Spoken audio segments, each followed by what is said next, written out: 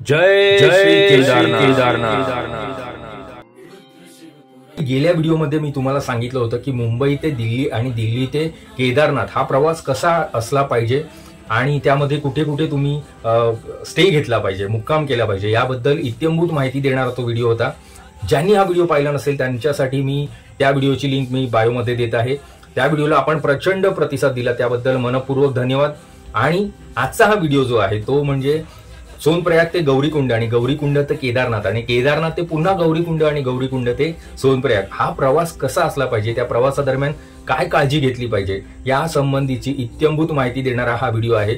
सगळंच काही एका व्हिडिओमध्ये सांगता येत नाही, म्हणून हा व्हिडिओ आम्ही स्पेशली तुमच्यासाठी बनवत आहोत। यामध्ये 10 महत्त्वाच्या अशा गोष्टी तुम्हाला मी सांगणार आहे ज्याचा तुम्हाला या यात्रेदरम्यान खूप फायदा होईल।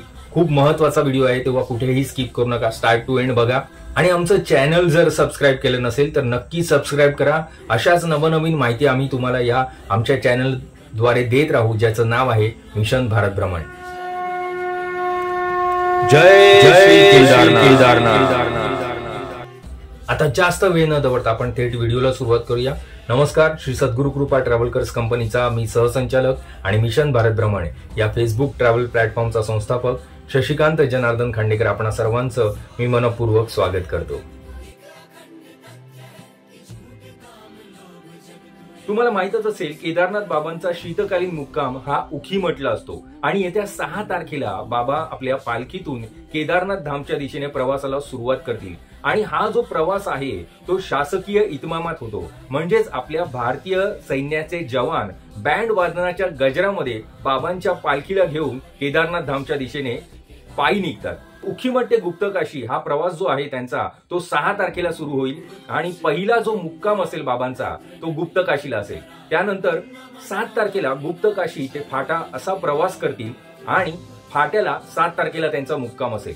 त्यानंतर 8 तारखेला फाटा ते गौरीकुंड असा प्रवास करतील आणि त्यानंतर 8 तारखेला जो मुक्काम असेल तो गौरीकुंडला असेल आणि 9 तारखेला गौरीकुंड ते केदारनाथ असा प्रवास होईल आणि 10 तारखेला सकाळी 7 वाजता अक्षय तृतीयेच्या शुभ मुहूर्तावरती केदारनाथ धामचे कपाट उघडले जातील आणि केदारनाथ बाबा आपल्या केदारनाथ धाम येथे विराजमान होतील आणि आपल्या भक्तांना दर्शन देण्यासाठी सज्ज होतील। तर आता तुमच्या लक्षात आलंच असेल की अक्षय तृतीयेच्या शुभ मुहूर्तावर म्हणजे 10 मेला केदारनाथ धामचे कपाट उघडले जातील।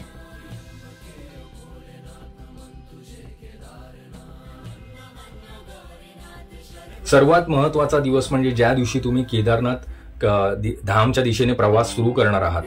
तर पहिला जो प्रवास आहे तुमचा तो सोनप्रयाग पर्यंत पोहोचणं हा तुमचा एक महत्त्वाचा असा प्रवास असेल। जर तुमचं गुप्तकाशी ते सोनप्रयाग या गावांच्या दरम्यान कुठे मुक्काम असेल तर तुम्हाला 3 वाजता तुमचं हॉटेल सोडणं गरजेचं असेल, फार महत्त्वाचं असेल, तरच तुम्ही लवकरात लवकर सोनप्रयागला पोहोचाल। कारण बरंच ट्रॅफिक लागलेलं असतं। मे महिन्यात जर तुम्ही त्या ठिकाणी जात असाल तर भरपूर ट्रॅफिक मिळतं आणि तिथे सोनप्रयागला पोहोचायला जवळजवळ 2 ते 2.5 तास लागतात। त्यामुळे जितकं लवकर तुम्ही उठाल आणि प्रवास सुरू कराल ते तुमच्या प्रवासाच्या दृष्टीने खूप महत्त्वाचं ठरेल। सोनप्रयागला पोहोचल्यानंतर सुद्धा तुम्हाला सोनप्रयाग ते गौरीकुंड हा प्रवास युनियन कॅबनेच करायचा आहे, कारण दुसरा तिथे काहीच पर्याय नाहीये। युनियन कॅबने पण जेव्हा युनियन कॅबची लाईन जी लागते तिथे ती 1-1.5 किलोमीटर लागलेली असते। त्यामुळे म्हणून मी तुम्हाला सांगतो की जेवढ्या लवकर तुम्ही प्रवास सुरू कराल केदारनाथच्या दिशेने तेवढं तुमच्यासाठी खूप फायदेशीर ठरेल।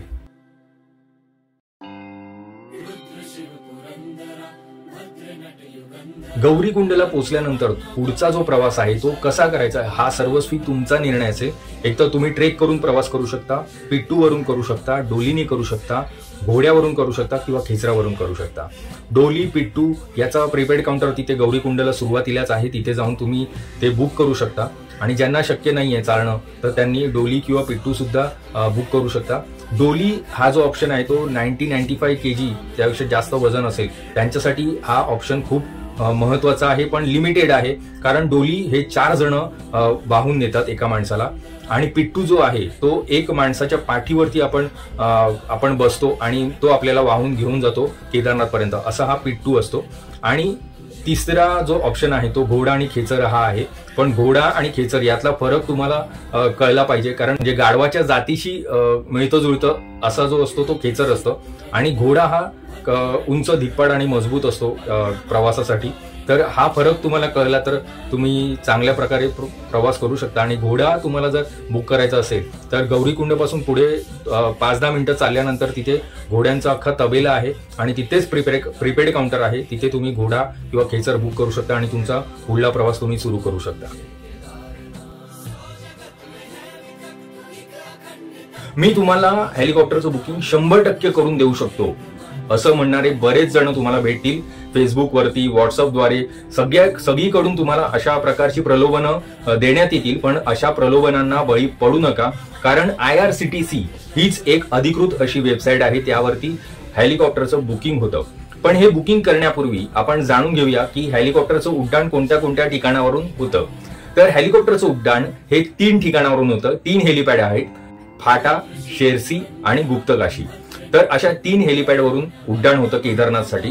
आणि हे बुकिंग करण्यात आधी म्हणजे केदारनाथला जाण्याची डेट काय आहे आणि त्या डेटचा स्लॉट ओपन कधी होणार आहे हे तुम्हाला डोळ्यात तेल घालून त्या वेबसाईटवरती लक्ष द्यावं लागतं. त्यानंतरच तुमचं बुकिंग होऊ शकतं. आणि सर्वात चॅलेंजिंग गोष्ट हीच आहे की ग्रुप बुकिंग 10-12 जणांचं बुकिंग असेल तर ते एकाच स्लॉटमध्ये होईल याची गॅरंटी नाहीये. 3-4 जण तुम्ही असाल आणि तर ते शक्य आहे कदाचित, पण त्याची सुद्धा गॅरंटी नाहीये, कारण विदिन सेकंद हे स्लॉट फुल होत असतात. कधी कधी वेबसाईट सुद्धा हँग होते. हेलिकॉप्टरचं उड्डाण हे संपूर्णपणे हवामानावर अवलंबून आहे, त्यामुळे प्लॅन बी सुद्धा तुमच्याकडे तयार असला पाहिजे. आणि प्लॅन बी हाच असेल की गौरीकुंड ते केदारनाथ तुम्ही वाटेने प्रवास कराल. एकतर ट्रेकिंग कराल, घोड्यावरून जाल, खेचरावरून जाल, डोली कराल किंवा पिट्टू कराल, हा सर्वस्वी तुमचा निर्णय असेल. हे सगळं सांगण्यामागचा उद्देश आमचा हाच आहे की तुमचा जो माइंडसेट आहे तो क्लिअर असला पाहिजे. तुमची मानसिक तयारी तुम्ही आतापासूनच केली पाहिजे आणि तुमच्या मनात ही यात्रा करताना कुठल्याही प्रकारचा किंतु परंतु असता कामा नये असंच आम्हाला वाटतं. तर हेलिकॉप्टरचं बुकिंग करताना तुम्ही ही काळजी घेतली तर सर्वात उत्तम.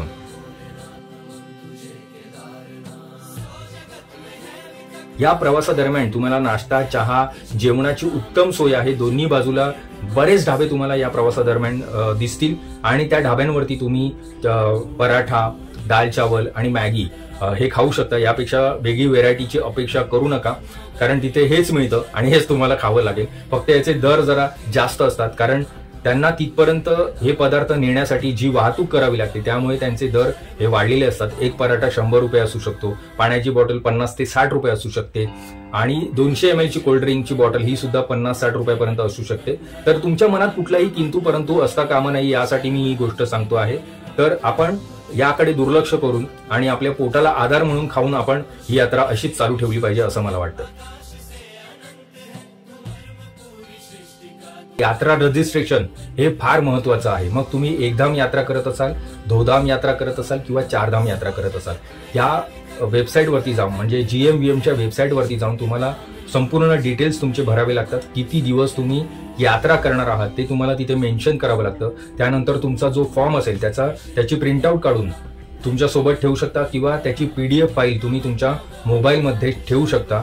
कारण ज्या वेळेस तुम्ही सोनप्रयागला पोहोचता त्यावेळेस तुम्ही युनियन कॅबच्या लाईनमध्ये उभं राहण्याआधी तुमचं यात्रा रजिस्ट्रेशन चेक केलं जातं.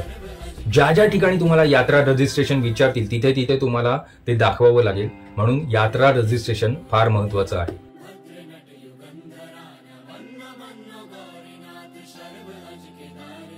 गौरीकुंड ते केदारनाथ प्रवास जेव्हा तुम्ही सुरू कराल तेव्हा एक गोष्ट लक्षात ठेवा की तुमच्यासोबत कमीत कमी सामान बाळगा, की जेणेकरून तुम्हाला प्रवास करणं सोपं जाईल. म्हणजे गरजेच्या गोष्टी ज्या असतील त्याच तुमच्यासोबत ठेवा. जसं की पॉवर बँक आहे, पाण्याची बॉटल आहे, गरम कपडे आहेत किंवा पॉन्चो आहे. गरम कपडे म्हणजे थर्मल आहे, हातमोजे आहेत, वुलनचे सॉक्स आहेत, कान टोपी, मफलर, जॅकेट हे तुमच्यासोबत असलं पाहिजे, कारण तिथे प्रचंड थंडी असते आणि थंडीपासून संरक्षण करण्यासाठी तुम्हाला तुमच्यासोबत हे कपडे असणं फार गरजेचं आहे. त्याचबरोबर पॉन्चो जो आहे तो तुम्हाला जर पाऊस आला तर तुम्हाला तो लगेच अंगावर घेता येतो आणि तुमची बॅग सुद्धा त्याच्यामध्ये कव्हर होते आणि चांगल्या प्रकारे तुम्ही प्रवास करू शकता. खूप सोप्या पद्धतीने प्रवास करू शकता. म्हणून पॉन्चो तुमच्या सोबत असला पाहिजे. आणि त्याचबरोबर तिसरी गोष्ट म्हणजे तुमचे शूज चांगल्या क्वालिटीचे असले पाहिजेत. म्हणजे ट्रेकिंगचे नसले तरी चालतील, पण त्यांना चांगली ग्रीप असेल तर ते उत्तम प्रकारे तुम्हाला प्रवासामध्ये उपयोगी पडतील. तर या 3 गोष्टी प्रवासाच्या दरम्यान तुम्ही लक्षात ठेवा, जेणेकरून तुमचा प्रवास सोपा होईल. तर हा सर्वात महत्वाचा प्रश्न आपल्या माता भगिनींसाठी की टॉयलेटची सोय कशी असेल. टॉयलेट बऱ्याच ठिकाणी आहेत. अगदी तुम्ही सोनप्रयाग पार्किंग मध्ये जरी जेव्हा पार्किंगला गाडी लावाल तेव्हाच तिथे पार्किंग स्लॉट मध्ये सुद्धा उत्तम प्रकारचं टॉयलेट GMBM ने बांधलेलं आहे. त्यानंतर गौरीकुंड पासून तुम्ही जेव्हा प्रवास सुरू करता तेव्हा भीमबलीला आहे आणि जिथे जिथे मेन स्पॉट आहेत त्या ठिकाणी GMBM ने उत्तम अशी टॉयलेटची सोय केलेली आहे. तेव्हा बिनदिक्कत आणि बिनधास्त प्रवास करा. केदारनाथ बाबा तुमच्या सोबत आहेच.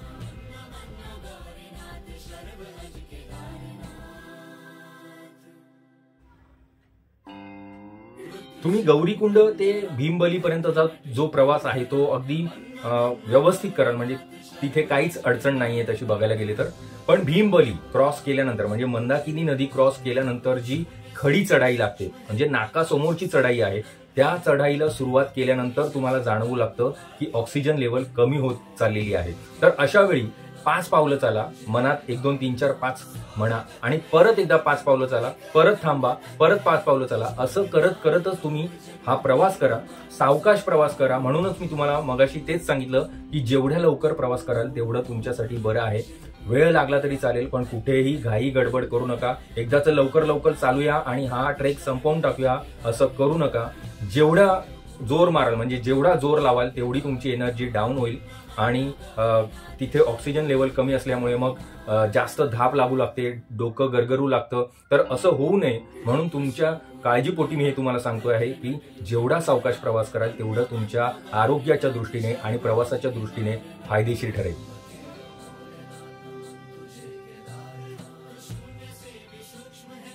मला बरेच जण विचारतात की तिथे राहण्याची व्यवस्था कशी आहे. राहण्याची व्यवस्था तिथे बरेच लॉज आहेत आणि त्या लॉजमध्ये शेअरिंग बेसिसवरती तुम्हाला रूम मिळतात. म्हणजे 5 ते 6 जण शेअरिंग करून तुम्ही त्या रूममध्ये राहू शकतात. एक लांबलचक बेड असतो त्याच्यावरती 5 ते 6 जण आरामात झोपू शकतील एवढा मोठा तो बेड असतो. आणि हेच रूम तुम्हाला जर डबल शेअरिंग किंवा ट्रिपल शेअरिंग बेसिसवर हवे असतील तर मात्र त्याचे चार्जेस पण तेवढे डबल होतात. आणि जर तुम्हाला हे बुकिंग मिळालं नाही, जर तुम्ही हे वेळेत बुकिंग केलं नाही आणि हे लॉज जर फुल झालेले असते तर तुम्हाला टेंटचा ऑप्शन सुद्धा आहे. इथे टेंट भरपूर आहेत आणि टेंटमध्ये सुद्धा अशीच व्यवस्था आहे की एका टेंटमध्ये 5 ते 6 जण 10 जण शेअरिंग बेसिसवर राहतात. फक्त एवढंच की इथे कॉमन टॉयलेट बाथरूम आहे जे तुम्हाला यूज करावं लागतं. आणि सकाळी उठल्यानंतर तुम्हाला इथे बकेट जे आहे गरम पाण्याचं ते 100 ते 150 रुपयांना मिळतं. तुम्ही लॉजवरती जरी राहिला तरी तिथे सुद्धा तुम्हाला आंघोळीसाठी बकेट जे आहे ते 100 ते 150 रुपये चार्ज घेतात ते लोक. तर अशा प्रकारे तिथे राहण्याची व्यवस्था आहे.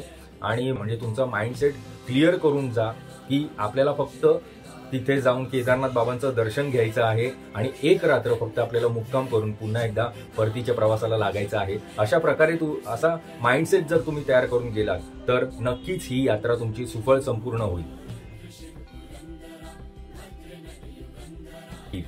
तुम्ही जेवढ्या लवकर परतीच्या प्रवासाला सुरुवात कराल तेवढं तुमच्या आरामाच्या दृष्टीने फार महत्वाचं ठरेल. योग्य वेळेत तुम्ही तुमच्या मुक्कामावर पोचाल आणि आराम कराल. आणि जाताना तुम्हाला गौरी मैयाचं दर्शन घेता येईल, गौरी कुंडावरती स्नान करता येईल. तर जेवढं लवकर निघाल तेवढं तुम्ही तुमच्या मुक्कामावरती लवकर पोहोचाल.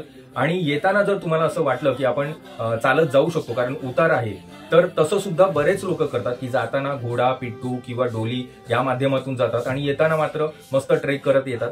आणि मध्येच वाटेत तुम्हाला असं कुठे वाटलं की आता मला ट्रेक म्हणजे चालत जाणं शक्य नाहीये तर तुम्हाला घोडा किंवा पिट्टू सहज मिळून जाईल. आणि त्याचे प्राइस सुद्धा अर्धे असतात येताना कारण उतार असल्यामुळे त्याचे प्राइस सुद्धा कमी झालेले असतात. तुम्ही बार्गेनिंग करून तुमचं बेस्ट प्राइस ठरवून तुम्ही त्या माध्यमातून खाली उतरू शकता आणि तुमच्या मुक्कामावर जाऊ शकता. व्हिडिओ तुम्हाला कसा वाटला हे कमेंट बॉक्समध्ये नक्की कळवा. तुमच्या कमेंटची आम्ही आतुरतेने वाट पाहत आहोत.